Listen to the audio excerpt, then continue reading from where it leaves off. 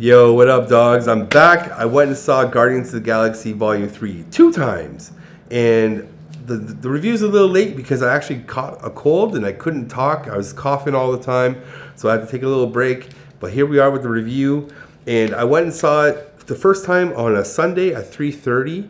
I saw it in 3D. It was super packed. Everyone enjoyed it. My friend enjoyed it. I enjoyed it. It was a good time. The audience was laughing at the right times. And also groaning at the right times too. This movie, we'll get to that in a second. The second time I saw it was on a Tuesday, cheap night, packed house, 3D. I saw it with a different friend, and same thing. A lot of the audience really got on board with the jokes. A lot of the audience got on board with the groaning of the weird stuff and the gross stuff. And then I would say that right out the hop, this movie is not for children at all. Don't take your kid to this movie unless they're like 12 and up, maybe. Because I feel like this is a very hard PG-13 film. Like, in a hard as in, like, you're going to get handed with animal cruelty. Hold on, I made some notes. Because this is important. I find this to be actually really important. Definitely animal cruelty, because when you learn of Rocket's origin story, you do see a lot of the cruel things that happen to him. It's not super graphic, but it's enough to make you squirm a little bit. Plus, he has his sidekick friends that are also been worked on, and there's other animals in this movie too that do get worked on, and unfortunately, they also get incinerated. It's kind of graphic in that regards, especially if you're an animal lover. You are not going to have a good time watching this film, and it's definitely not for children that also love animals. And there was moments when I'm sitting there and I'm like, hey, I love animals too, but this is a little too much. Like, you can only take so much. You know what I'm saying? What else is on here as a warning? Those are like my two big warning things, that this is not for children. Oh, wait. There's some deaths in this movie too. Not deaths. Oh, there's one, two that are really grotesque death-wise. And I've probably put that on the level of... what Indiana Jones movie was that where the guy melts? Was that Indiana Jones in The Last Crusade where the dude melts? It's kind of on that level, but not that gruesome. There is some gruesomeness though, but think like that. And even at the end, when we see the High Evolutionary's true face, it's really grotesque. Almost like the Dark Knight, Two-Face's face, how that looks, but maybe a little bit worse is what I'm saying. So if you don't think your children can handle that level of grotesque, plus the animal cruelty, and in general, there is swearing and stuff too, and violence and stuff. But if you know what I'm saying, there's certain things in here that are not for children. Oh, I forgot. There's children trafficking in this as well, which is kind of just odd. But there's things in here that are not for children. So this is a good warning for you guys. In case you're thinking of taking your kids, don't do it. I wouldn't. I don't have kids, but I'm telling you, I wouldn't. In general, though, I did enjoy this movie.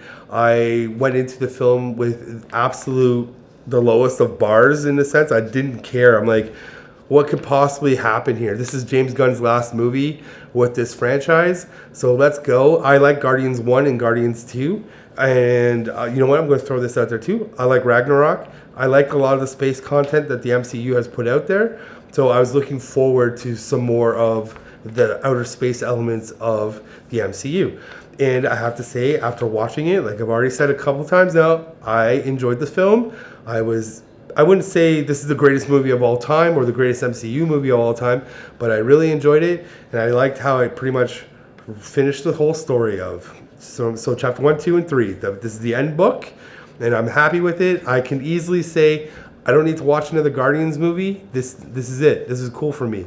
So we'll get to that in a second because I have some more notes in here. So the story in general, and I'm just going to Cole's notes this real quick, very high level on it, is like the whole movie's revolving around Rocket Raccoon and an injury that he has sustained in combat with Adam Warlock. And this is where the movie really takes a big turn of we are a family. And like, we are a family, we're going to save Rocket together, we got to do this. And throughout the movie, we are introduced to a lot of backstory of Rocket's origins and how he came to be, his friends, his knowledge level, how he is so smart, and how like we learn a lot about Rocket. This whole movie builds up Rocket big time. Along the way, we're also introduced to a lot of banter between Star-Lord and Gamora, right? Because Star-Lord is still trying to deal with the whole "this isn't my Gamora, but this is my Gamora" kind of thing, and so we have a lot to deal with that. And then you still have the fun of Drax and Mantis just doing their thing, and then you have Nebula also, who is in this just doing her thing. And there are instances in this movie where I felt like everyone was just mad at everybody. Like, a lot of the dialogue and maybe some of the direction that was given to the actors. And like, now these actors are seasoned. They've played these characters many, many times. But for some reason, I felt like everyone was just angry at each other. And I couldn't quite figure out why the dialogue was coming across that way. But it really felt like everyone had a chip on their shoulder in regards to other people in this movie. And I thought it was just weird because they are a family unit, and maybe that just comes with being a family in a sense. You have like these egos and other elements that just kind of rub your other family members the wrong way, right? So I guess that could just be a little bit brotherly, sisterly combativeness in the family kind of structure of it. But there was times where I'm just like, this isn't needed, you know, like let's just chill out, guys. You guys are all cool. Let's relax with this one. So that was interesting, like just something I noted. And I also have a note here about just in general the banter and jokes between these characters throughout the movie. I do find them to be humor is a mixed bag for everybody, right? But I actually liked a lot of the jokes in this film. I like the flow of the conversations between the characters, even though there are times, like I said, they're angry at each other. But I did enjoy it. And there's certain elements where it's the classic Marvel flow of comedy in a sense, which I do think James Gunn kind of put on the map with Guardians 1, where we kind of have the whole like seriousness and then it's broken with a little bit of levity. I don't feel like Guardians of the Galaxy 3 was really heavy-handed in that, but it does happen, and I know there's some moments where you're like, we should pause and hang into the seriousness of this a little bit, but I also didn't feel like the jokes that came afterwards, if they did at all, really took away from the moment that we just had. Now, there are some scenes where I'm like, we should have sat in this a little bit longer, obviously, but you know what? James Gunn knows what he's doing. He made a damn good film, really. A really enjoyable film. Hold on, back to the notes. So along the way of the mission for Rocket Raccoon's being saved, we are introduced to the High Evolutionary, and I just want to take a minute. I got his name written down right here. The High Evolutionary is played by, I hope I pronounced his name correctly, Chukwudi Iwuji. I hope that is correct. And I want to say his name regardless and point out this character because he was absolutely dope in this movie. I loved every scene he was in. There's one scene, and it's the best scene in the whole freaking movie, in my opinion, is when he goes and talks to the gold people. Oh, I forget their name right now. The Sovereign? I think that's their name. If you remember the name, put it in the comments, please. I think it's the Sovereign, and I forget the actress name. I didn't write her down. Oh, man, I didn't write her name down. Who plays the head of the Sovereign. She's in Guardians 2. They create Warlock. There's a scene in it, and it's so damn good. It's so damn good. Because I don't know how tall she is in real life, but in this movie, she looks like she's 7'10", right? Like, she's a giant woman, like, just so tall. And the scene is when the High Evolutionary comes to confront her, his lackey pulls over, like, a box. So good. And he steps up on the box to be above eye level, so he has to look down at her. It's so good. I laughed so hard. I think me and my friends were the only ones that laughed at that scene because it was just such a little sight gag. It was so damn well executed. I loved it. I hope you guys like that one too. Anyways, every scene he's in is so good. So good. I actually hope he comes back again in the future to be a future villain. He was just so enjoyable to watch on the screen. Every scene he was in, I was into it. I was just into him. He stole it for me. All of his interactions too with the other Guardians. He was a little over the top at some points with the Rocket origins. There's a couple scenes in there where I'm like, this is a little too much. However, I still enjoyed him quite a bit. He sold the movie for me, to be perfectly honest with you. Let's see what else we got in here on my notes. Okay, did I mention the set pieces were cool? Okay, I'm gonna do that. I love the set pieces. It felt like we lived in them. You know what I'm saying? Like it felt real. The one set piece that was so awesome was the I forget what it's called, like Oscorp or almost Osmos Corp or something like that. It's like the giant sphincter in space that has this big hole and a big like umbilical cord around it. It is so cool, man. And like when they touch it and it's textury, it feels slimy and mucusy, like it's a living organism, right? It's got hairs on it and it's so gross. And when they go inside it, it's very white and very bone-like. The structures are very like, I don't know how to describe it, but very bone, very ornate and very bone. And the stuff that's around there is very mucusy and like just bile and stuff. It's really gross, but so cool looking at the same time. Nowhere looked cool. Counter Earth looked cool. The headquarters of the High Evolutionary looked cool. It just looked like you could live in it. Like it didn't look like they used the volume that much. It looked like people actually built practical sets, which is something I'm a big fan of. And I really enjoyed the work and craftsmanship that went into this movie on the set side of things. Now, I got something here to talk about. The music was cool, a little too much. There's some scenes in this movie where I'm like, why is the music still playing? And you'll know the scene I'm talking about. It's a great song.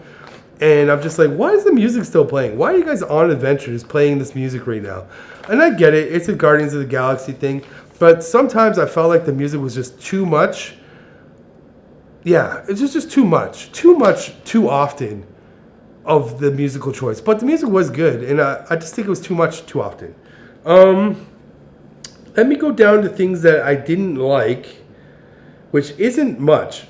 Actually, there's pretty much nothing in this that I didn't like.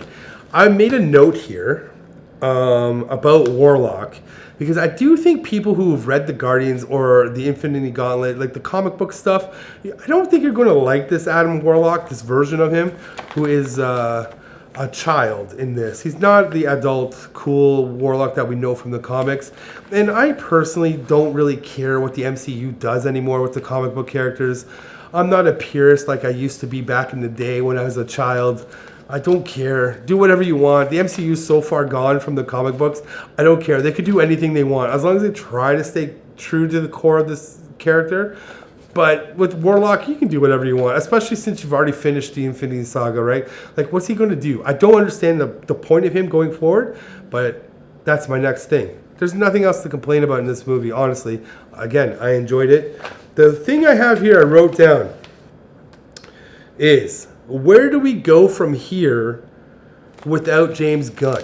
Now, that's a question for you guys. I definitely want you to respond in the comments below because I don't know what we're going to do. Because the movie ends and it does tell us, hey, Star-Lord will return. And I'm like, that's cool. The ending really sets the tone for what all the characters are going to do. The end credit scene shows you the new Guardians crew, which is cool. But in general, I was like, where are we going to go without James Gunn at the helm? Who's going to make the new Guardians movie? Do we need a new Guardians movie? Do we want a new Guardians movie without James Gunn? I had more questions than I do answers about how do I feel about a movie that James Gunn made, but he's not going to be there anymore. So I don't know what I think about that. I personally don't need another Guardians movie now. I like the way this movie ended. Oh, you know what I forgot to talk about real quick? It just came to me. This is my last note. Where was it? The combat in this movie. I totally forgot about it. There's a couple really good combat sequences in this film. One in the sphincter thing, which was really good. And the final battle scene, also really good. Also, there is one scene, I totally forgot. There's one scene in this movie where the High Evolutionary goes, release the thingies, right? And they play a Beastie Boys song while this goes on. It's in the trailer too, I believe. And what happens is it's like this High Evolutionary made these horde octopus things that he releases. And it really reminded me of Star Trek. Which Star Trek was that? of the new Star Treks, the one where they play the Beastie Boys to defeat the aliens that just obliterate everything. It was like the same damn scene, and I was sitting there going, I've seen this. I know I've seen this. And when you see it, you'll understand, especially if you've seen that Star Trek movie. Remind me in the comments what that Star Trek movie is, because I'm drawing a complete blank. It's the third one, right? It's not Khan. Is there a third one? Is it Khan? I cannot remember. I'm sorry, everybody. Anyways, that's all I have to say about this movie for now. Whatever you end up going to see, I hope you freaking enjoy it, because it's a beautiful weekend here. I'm going to go see another movie right now, actually. I think I'm going to go see that Blackberry movie. So, everybody, peace out. Have a good weekend. I'm out of here. Bye.